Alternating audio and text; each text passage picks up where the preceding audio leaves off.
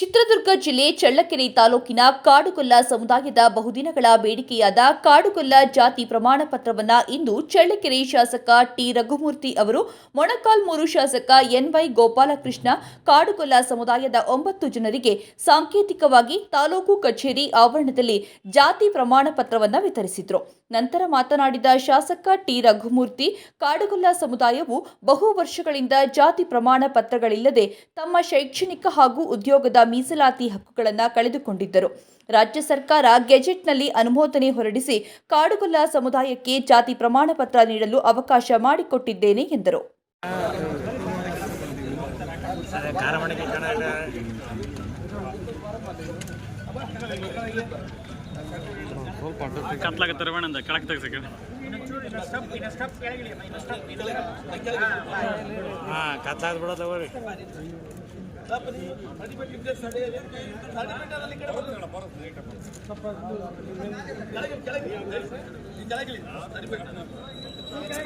ಕಾಣಲ್ಲ. ಇನ್ನಷ್ಟು ಕೆಳಗಿಳಿ ನೀವು. ಬಿಡು, ಸಾಕ್ಬಿಡ್ರಿ ಸ್ಲೇಟ್ ಕೊಟ್ಟಂಗೆ ಐತೆ.